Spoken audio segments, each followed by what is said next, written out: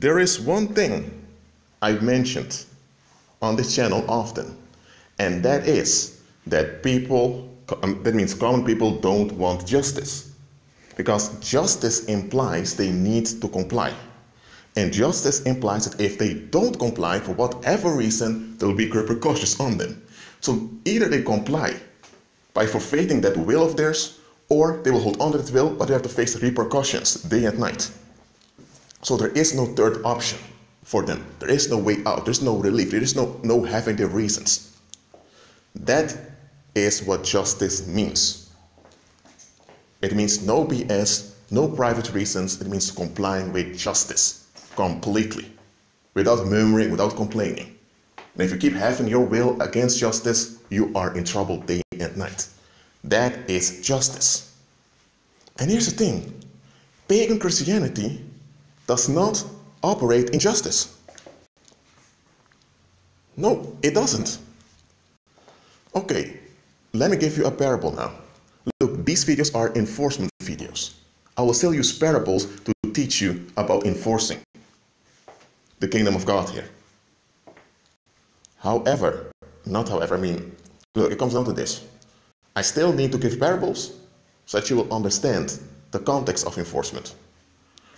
Okay, let's say you have a community now. You have a guy that worked for an employer 20 years long. And he finds out after 20 years that he was paid far less than he should have been paid. His wage was 800 coins a month, while he should receive 2,500 coins. Now, this man, after 20 years, his back is broken, his health has deteriorated, he got sick, all that work, but he had no other option in that community. He needed to provide for his family. So now, there are also debts on his name, though to insurance. So now he needs to pay debt, but there is no money for it. So this employee demands that his employer or that the company pays him all the money they owe him. But the legal system won't comply, because they say you sign the contract for 800 coins a month, so that's agreement. So through the legal system, he has no answer. Then one day, this mobster comes by. This mobster has robbed so many stores, so many banks. Also, he's known. He's an infamous mobster. This mobster comes by. First, he was interested in the daughter of the man, but then he met the guy himself. And when the daughter told that mobster about her father's situation, she even expressed her fear of what might happen to her if they become homeless, or if she might be sold into slavery so that debts could be paid. So the mobster then says, hold on a minute, that ain't going to happen. So they still owe your father so much money? Okay, don't worry about it. 2 weeks later, that father receives a phone call. And they tell him, sir, you can go to the bank. There is so much money, such money on your account. You can use it freely. Then another day later, the insurance company that was his creditor, all I'm saying that demanded debt from him, said that there is no debt. The files has been destroyed. Now what happened? That mobster, together with 3 of his, I won't say servants, 3 of his people that assisted him, they went to the house of that employer and they targeted the house. They broke all windows, they entered in the home, and they overthrew all the furniture, and they left a message to pay Mohammed. Let's say the guy's name is Mohammed, to pay Mohammed all the wages that he didn't receive. Well, there was a police report and all of that, but afterwards, even the homes of the other employees who were aware of the scam, but they didn't do anything on Mohammed's behalf, they were also targeted. Their houses were overthrown. Overthrown in the sense was made a complete mess. Windows broken, furniture overthrown into the house. So this was all happening. So it took about a week before all those people understood that there is someone executing vengeance on behalf of Mohammed. And the insurance company also heard about all of this and realized, oh dear, soon what's going to happen to us. So what happened?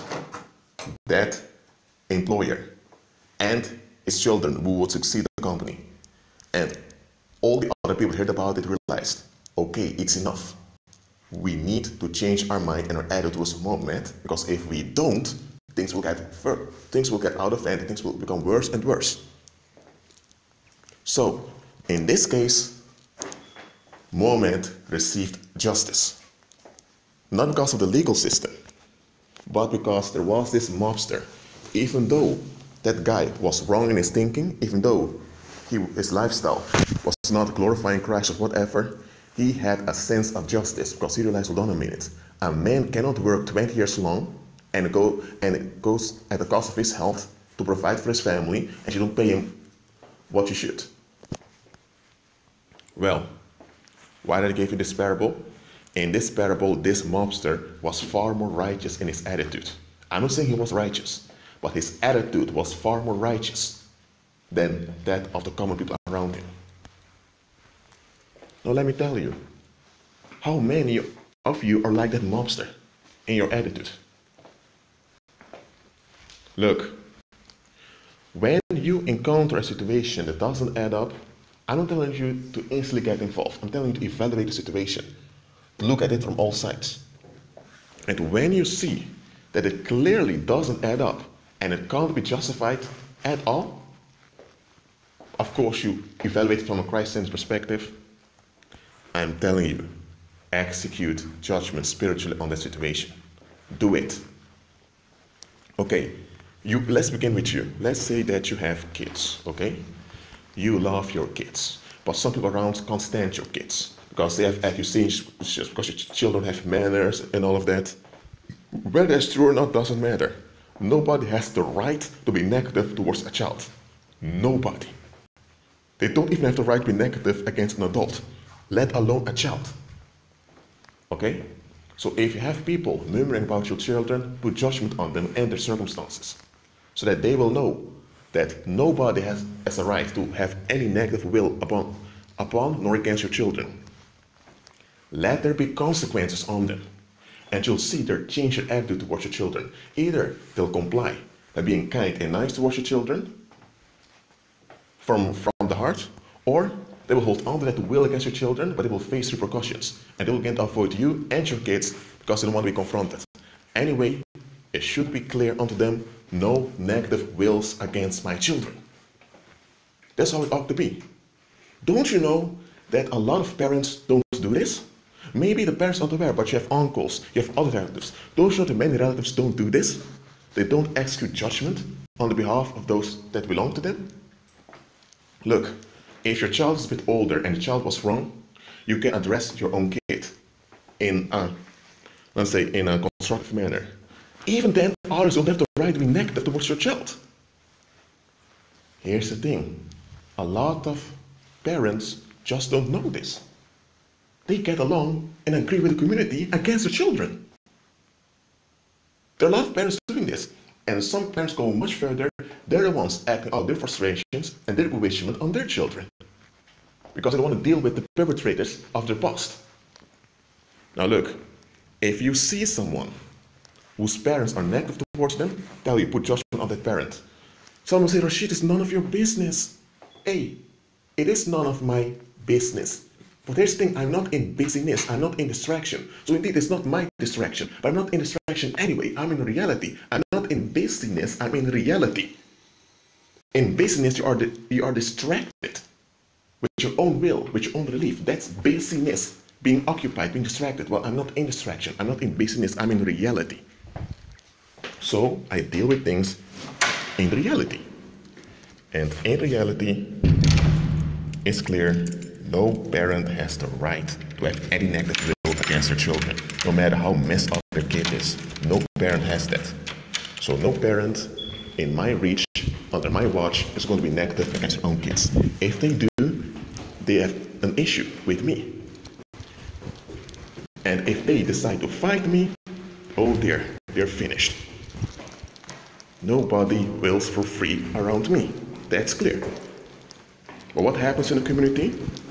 Too often, people allow parents to be embittered against their own kids, and at the same time, they expect the kids to become mature adults with no issues, so they leave the community alone.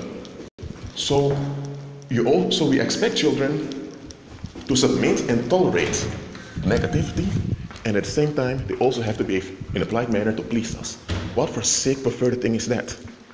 Well, I'm telling you, I did not agree with it when I was growing up. My attitude was, if it doesn't add up, it doesn't add up. And I'm not going to comply with something against my own well-being that doesn't add up just to please people who don't want to see reality. That's me. So this attitude of seeking justice, I always had it. Now, this is not about promoting me here. Absolutely not. I'm just making plain unto you. We need to exercise righteous judgment. We shouldn't give people rights they don't have. Rights that Christ does not tolerate. Yet we do. And that's how we enable evil. Well, in this video, I had this parable of this mobster who executed vengeance on behalf of that Muhammad. Well, let me tell you, that mobster has done the right thing. Now, I'm not saying the way he did it was correct, but he did the right thing. He took action against evil. Now, he's not born again, and there are side effects with what he did, of course. Now, am I going to approve him, saying all should do the same as he did? Break into people's houses and overthrow stuff? No. Because what he did was dangerous. He could have gotten hurt, or others could have gotten hurt also.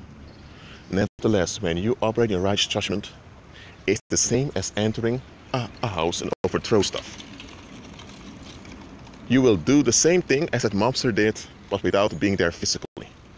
So you won't get hurt, and nobody can accuse you of anything. Hey, operate in righteous judgment, okay? Evaluate situations in a Christ-centered way and execute it. I'm not talking about putting spells on people and decreeing harm on people. I'm talking about decreeing justice. Okay? Do it. Be at peace.